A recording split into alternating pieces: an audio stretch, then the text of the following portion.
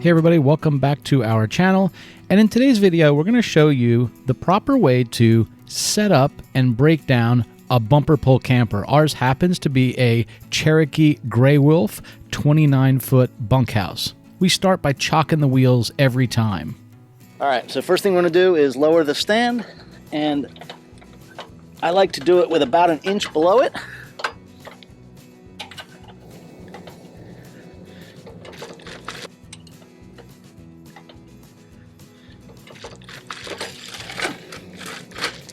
Now you'll notice we're just trying to get it level and move some of the rocks underneath here.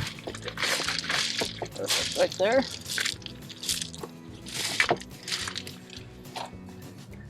All right, so we're just going to keep lifting this until these bars get loose. Pull the little hitch, clip.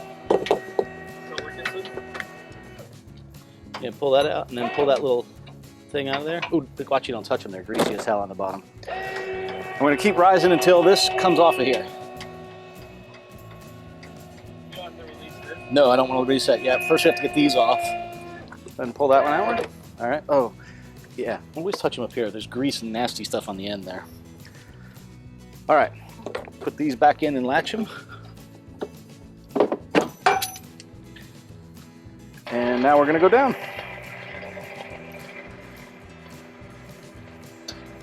So we're going to go down far enough to get this off of here.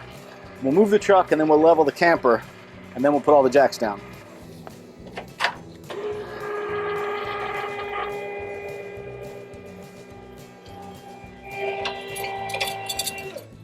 Chains off of here. This is just an emergency brake. And then I just loop it up there. It seems to work well there. All right, keep going up.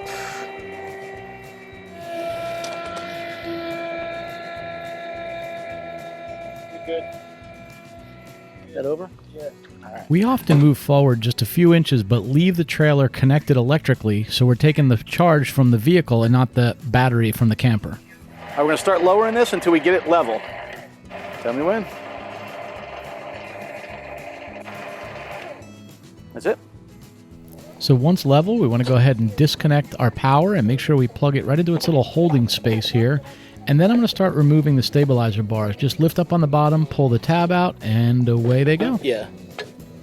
These little tabs, you pull that out, and then like when you're putting it in, yeah, you pull it out and then it hangs there. All right. And now it's a matter of putting some spacers underneath the jacks. This is not required, but I love these little blocks. You can get them at Camping World. I think there's about 10 blocks in each of these with a little screw-in handle. It certainly helps avoid how far you have to lower the jacks, and you keep them in a little bit more of a stable position. So we'll go ahead and get several stacks of these, one for each of the four corners, and then we'll start putting them underneath here.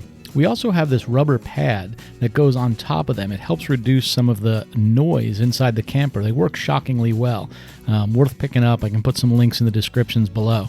But now it's just a matter of lowering the jacks. And we don't have electric jacks on this, and frankly, I don't know that it's worth it. You can get a 3/4 inch nut driver on a drill and do this. But I turned it about 3/4 of a turn beyond tight. That way I'm just taking a little bit of that pressure off of the tire itself.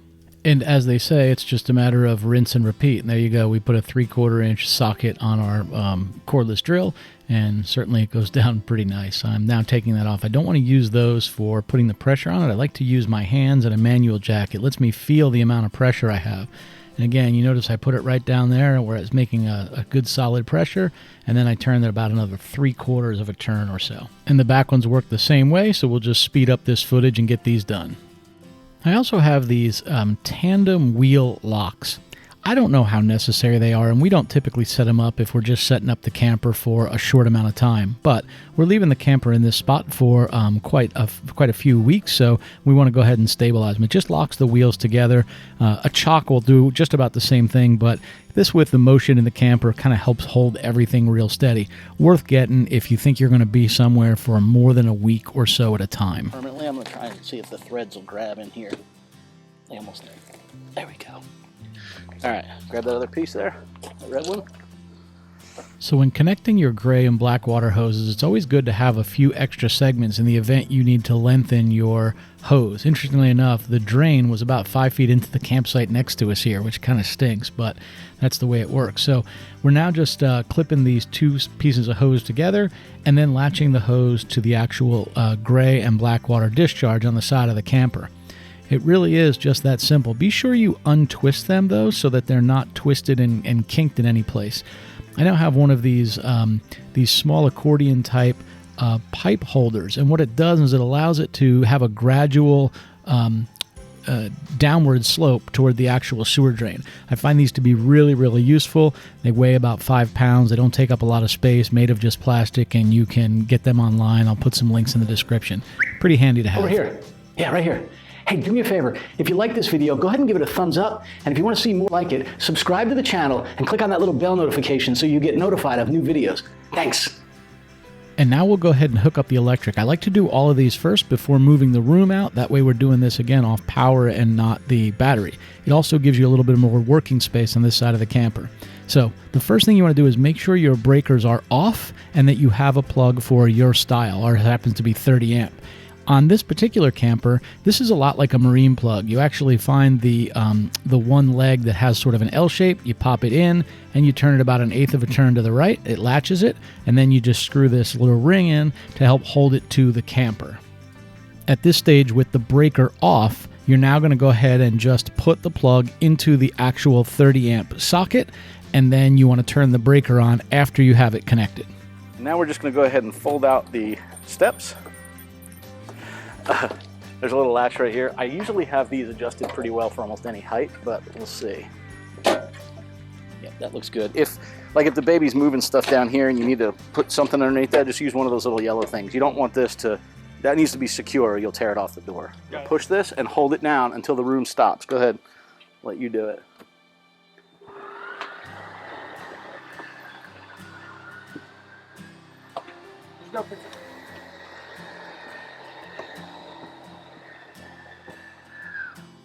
There you go.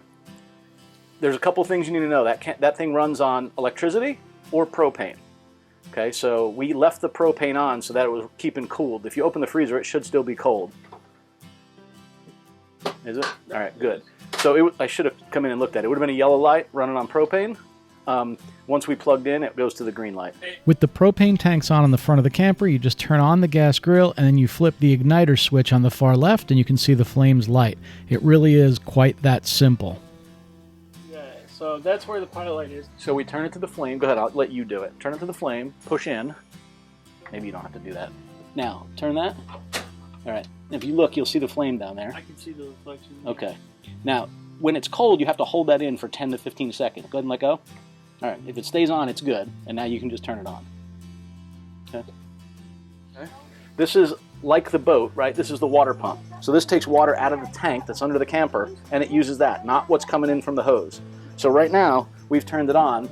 We'll have some water pressure. I don't have much water in here. Now this panel right here by the back door shows you how you can check all the different levels on the boat. So you'll notice on the bottom right is the water pump. On the bottom is, if you press it, it's the battery. Then you can see the fill of the gray water, the fresh water, and the black water. And then this switch on the bottom left is how you turn on the heater for the boat, for the camper. So we're heading out of a campsite today. I thought I'd show you how you break this thing down, and it's important that you do certain steps just to make sure that everything's in good shape as you go through the process. Let's show you. It's a nice brisk morning and a cup of warm coffee. Sure is nice. Now before we connect the truck and the camper, let me show you how we go ahead and break this down. The first thing we're going to do, we're going to start with the water and the sewer gray line hookups. That's the place to start. We'll take you on this side of the camper and show you what that looks like. As you can see on this setup, we have our water line where the blue hose is over here. We have our gray water and sewer drain right here. You can see our drain pipe is already down into the actual sewer drain. It's nice they have it right here at the site. So let me show you what we do on this. I'm going to go ahead and zoom in on this. So we want to start, we always start with the sewer line first. We're going to go ahead and open this guy up right here. There's nothing pretty about this part of camping. Everybody poops and it goes somewhere. You can see it going right through the clear part of the tube here. And this is nice because you can check your flow, make sure you know what you have going on. you always want to go ahead and do the black tank, sewer essentially, first.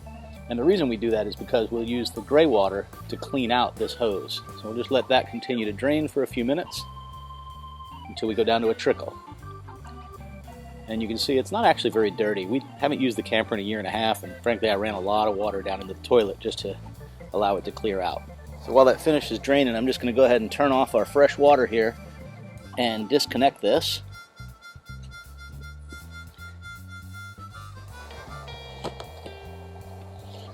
With the water off, it's just a matter of taking that off of there. I need to put a rubber washer in that. It's leaking a little bit. Get this cleared up. Okay, with our black water already done, we'll close that valve and we'll open up our gray water. And while that's going, good time to start coiling up our hose. I am a big fan of coiling up the hose from one end to the other and allowing all the water that's in it to work its way out.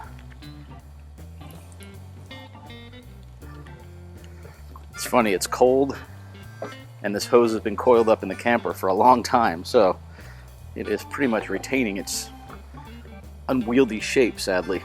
Always take it and connect it to the other end. Keeps anything from getting inside of here, any bugs, nests, anything else while you have it in storage in the camper. Not the prettiest setup, but there we go. You know, there's that old saying, everything has a home. Well, I'm a firm believer in that, especially when you're camping. It means if you get somewhere when it's dark, you know exactly where everything is. This always goes in the same exact spot. I got one coil that's a little long here. Like that. It slides right back in there. That still leaves room for our power cord and always keep you level. Great when setting up. So we've got all the water drained, and now if you were leaving and going to put this thing in storage for a while, you'd probably want to take your garden hose, another one. I don't ever use my water hose for cleaning this, but run around to the other side. There's actually a drain plug. It fills the black water tank and it lets you drain this out. Again, we're just going up the road. We'll be stopping again tonight. So I'm going to turn off my gray water output, and we're going to disconnect this hose. We'll cap it, and I just lift this up, make sure every last bit of this drains off and down into the actual sewer line here. Now, I used my gray water before, which was a smart move, so now all I have to do, leave that right in it, run a little bit of water in here. Again, I don't touch the nozzle because this is drinking water, but do a little of that. Get that nice and clean. Now, I like to do one more step here. First, let me close up the sewer line. We don't want to get any dirt or anything down in there. I like to rinse the sand off of the bottom of this. Doesn't take much,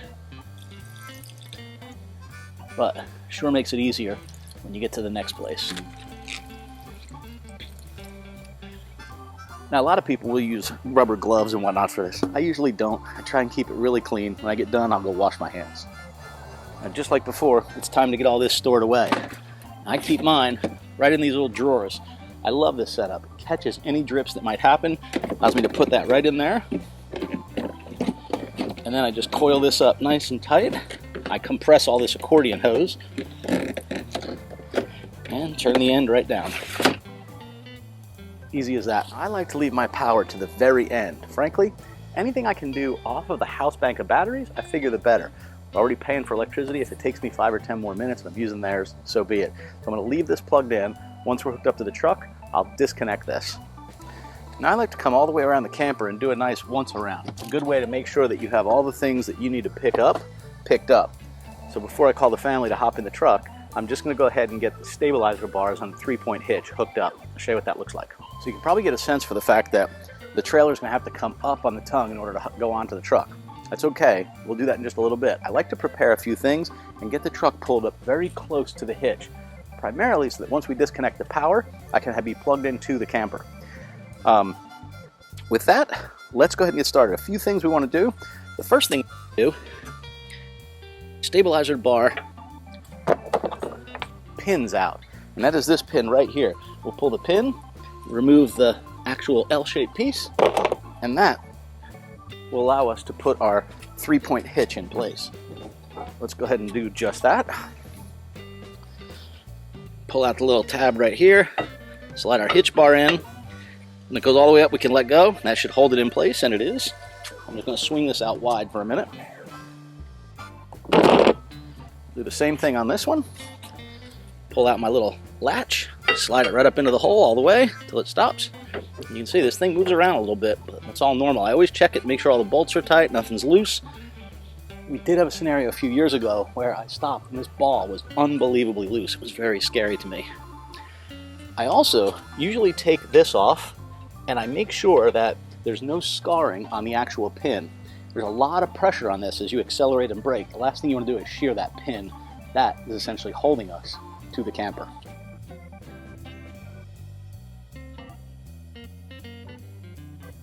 Even with the camera, sometimes it's hard to tell, but that looks pretty good.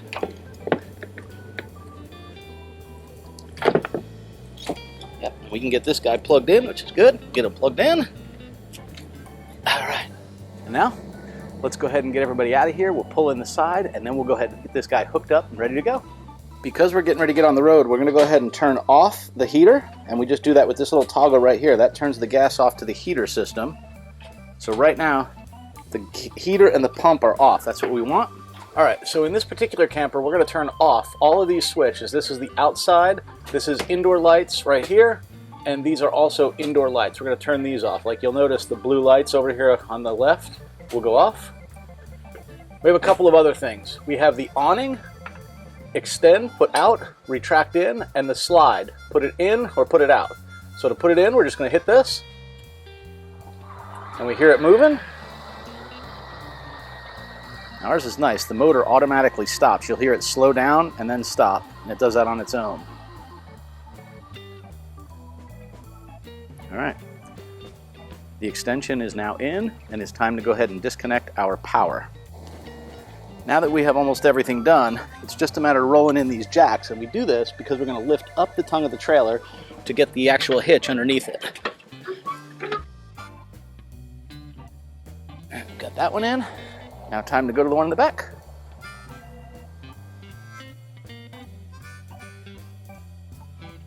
And one thing to note, before you actually undo this, you always want to turn your breaker off, which I have now done, and then disconnect our power. We actually take the power and turn it off so that we avoid any shorts in any of the systems. Because I have some sand here, I'm going to take this into the grass so I don't get sand on this. This is a lot like a boat 30 amp. Just half twist, pull it out. And just like the hose, everything has a home in here, just the way we like it. Lets us know where everything is all the time. It slides right down there. Close this up and latch it. Let's go to the 3-point hitch. All right, so we're gonna start raising up the camper. We wanna make sure the hitch is over the top of the ball for sure. Now, a 3-point hookup means there's 2 steps to this. The first thing we wanna do is get the ball on. We're then gonna lower it down to make sure it's latched, and then we're gonna raise it up again. We have to raise it up in order to get the equalizing off of this hitch, and we can get these on top of those pegs. Really important.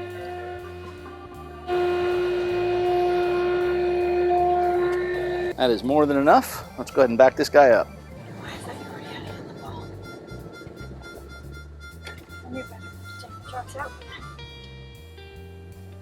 With that, we start lowering down until we get this ball on here.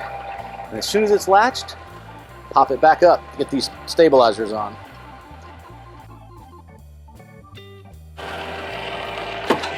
There we go. And now it's up.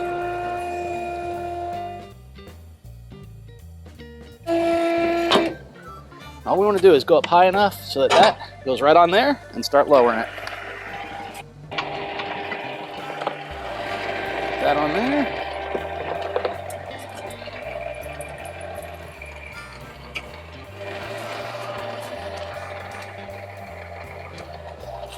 Now we're just going to start letting some of this weight get picked up by the actual truck.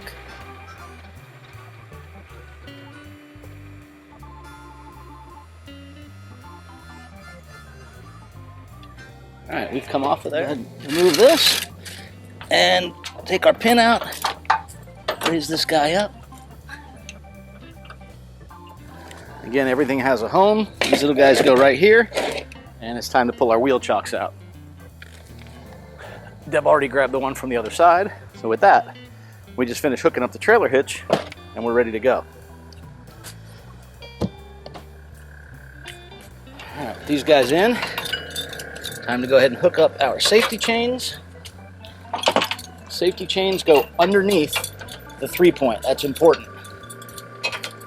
Let's connect right up here. The last thing is our safety hitch wire. And the way I like to do this is wrap it behind this hook, around that pin, around the pin on this side, and then I come up and tighten it up a little bit like a lasso.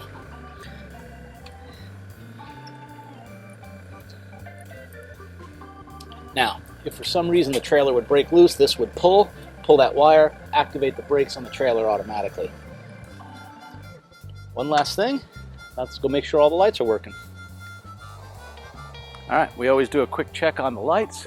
Got the left blinker, right blinker's working. That looks good. And with that, it is time to hop in the vehicle, slowly pull out of our campsite, and make our way to our next stop. I hope you guys enjoyed this video. It's pretty basic, but it gives you all the steps you need when you're setting up and breaking down your camper. We'll put links in the description of some of the common items that we have found work really, really well for camping and setting up. Bye, everybody. Safe and happy camping.